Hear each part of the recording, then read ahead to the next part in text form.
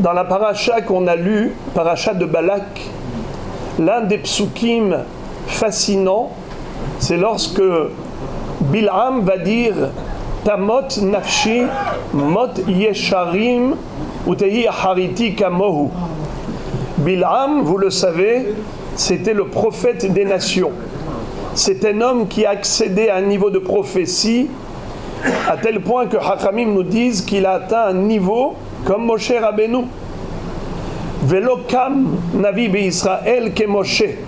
Hachamim disent, au sein d'Israël, il n'y a pas eu de prophète du niveau de Moshe Rabbeinu, mais parmi les nations du monde, il y en a eu un. C'est qui? Manhu Bil'am. Ça veut dire que Bil'am, comme la Torah elle-même témoigne, Yodeya Da'at Elyon, il était capable de connaître le moment précis durant lequel Akadosh Baruch Hu se met en colère. Comme dit le pasuk, El Zorem Bechol Yom, Hachem se met en colère tous les jours. Combien de temps dure la colère divine? Et Kama Zarmo Rega, chez Neymar qui Rega Be'apo, sa colère elle dure Rega. Et combien de temps c'est Rega? En hébreu moderne, combien c'est Rega? Une minute. Mais en fait, c'est une fraction de seconde d'après la Gemara. Rega kememre. Le temps de dire Rega. Le temps de dire 3 lettres. Resh Gimel Ain. Rega. Alors, Tosfot pose la question en disant que pouvait prononcer comme malédiction Bil'am en un laps de temps si court? Qu'est-ce qu'il peut dire? Réponse, il pouvait dire aussi une malédiction qui comprend 3 lettres. Kalem.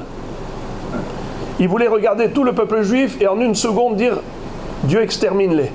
Kalem, 3 lettres. Akadosh Baruch Hu, qu'est-ce qu'il a fait? Au lieu de faire Kalem, Kaf, Lamed, Mem, il a inversé les lettres. Mem, Lamed, Kaf, c'est Melech.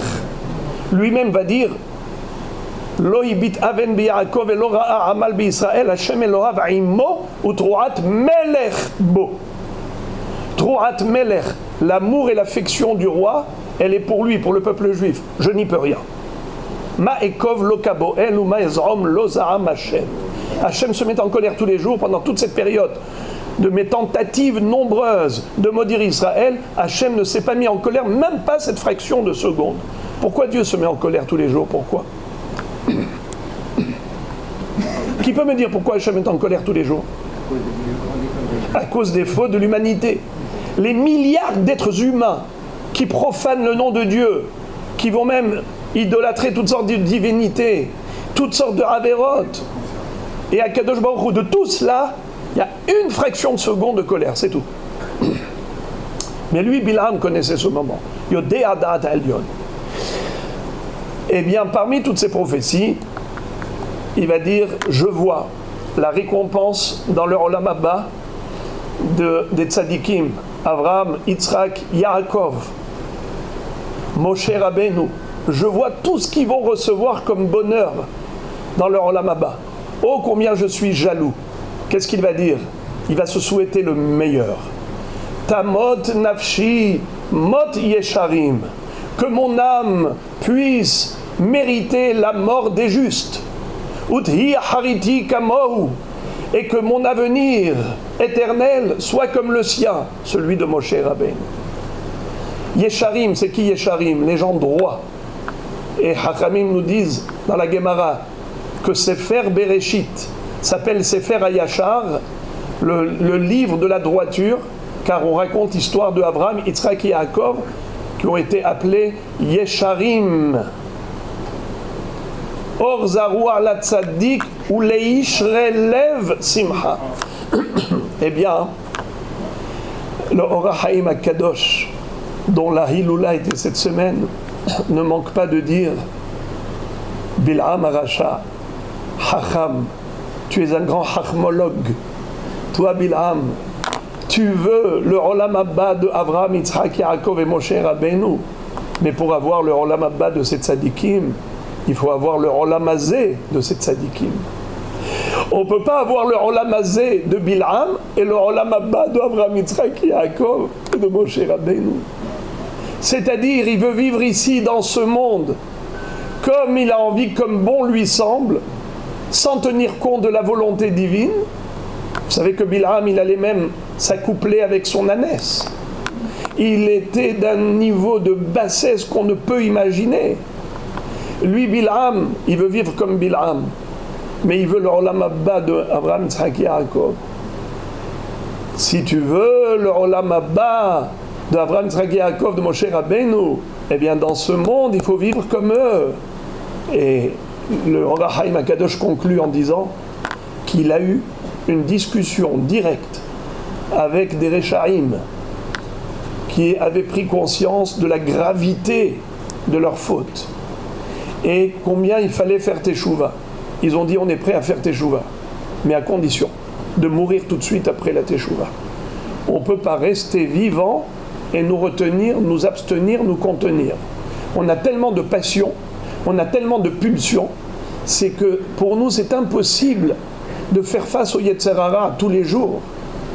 Si on a la promesse que tout de suite après notre Teshuvah, on quitte ce monde, allez, on y va. Mais rester en vie et faire face au Yetzer Hara tous les jours, on n'arrive pas à nous maîtriser, à dominer notre mauvais penchant.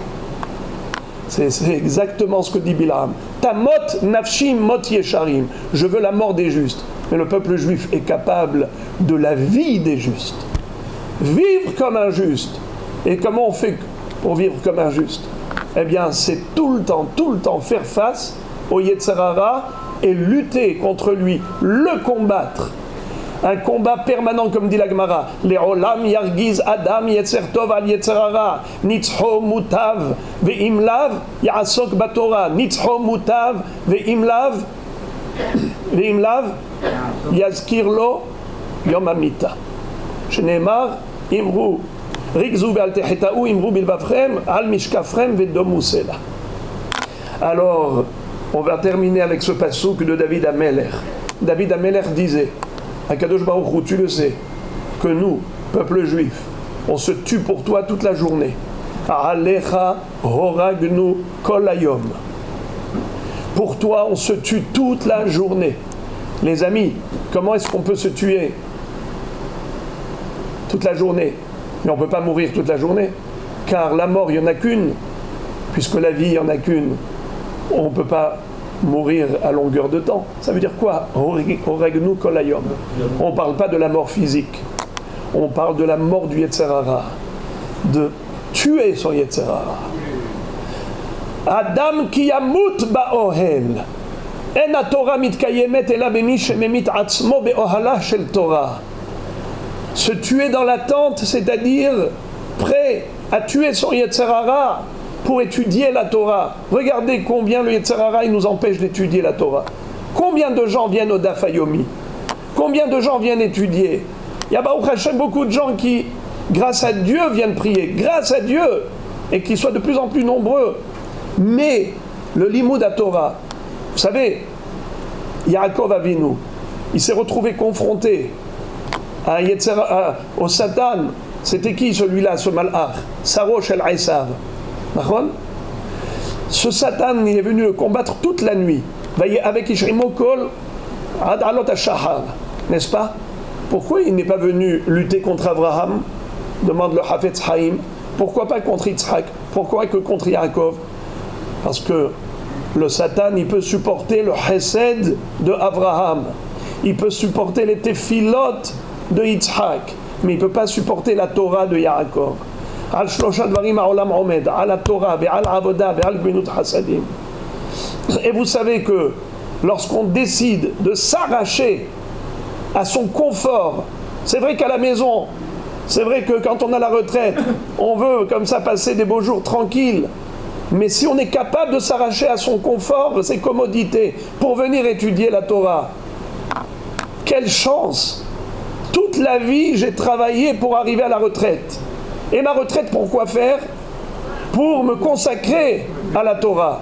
Mais si quand j'arrive à la retraite, qu'est-ce que je redeviens? Enfant, comme un enfant, je mange, je dors, je mange, je dors. C'est ça un bébé, n'est-ce pas? Sa mère elle se lève 3 fois par nuit pour lui donner le biberon. Et après, Aouda, le changer, le laver, dormir, c'est ça. On n'est pas des bébés. On est, grâce à Dieu, des gens qui ont atteint la maturité de la sagesse, de la vieillesse. C'est ça la grandeur de la vieillesse, c'est la sagesse. Alors, c'est quoi la sagesse? Prendre conscience de l'importance du temps.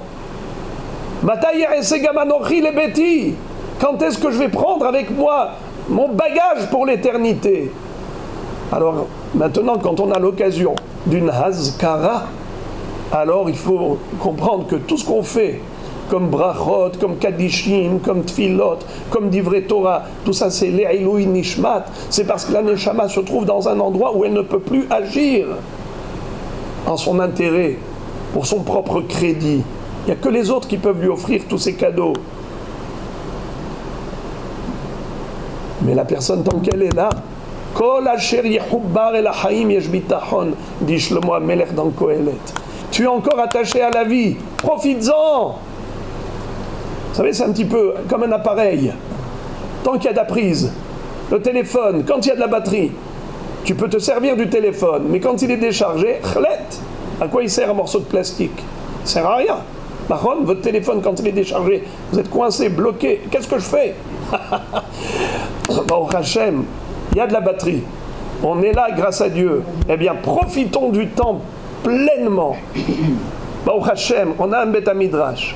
Tous les jours, on a tous les matins la tfila, et ensuite on a de l'étude, et ensuite le soir pareil, la tfila, un peu d'étude. Même ce peu de temps, ne pas en profiter, haram. C'est vraiment dommage. De toute façon, la lumière, elle est allumée dans la salle, ner le ehad, ner le mea. Qu'il y ait une personne qui étudie, ou 100 personnes qui étudient, on partage la même lumière, pas seulement dans le matériel, mais surtout spirituel. C'est ça ce qu'on apprend de Bil'am. Bil'am, il dit Tamot nafshi moti sharim. Je veux le olam abba. Mais pour le olam abba, il faut déjà investir le olam hazeh, que Baruch Hu nous donne la clairvoyance pour faire toujours les bons choix. Baruchim tihiyu.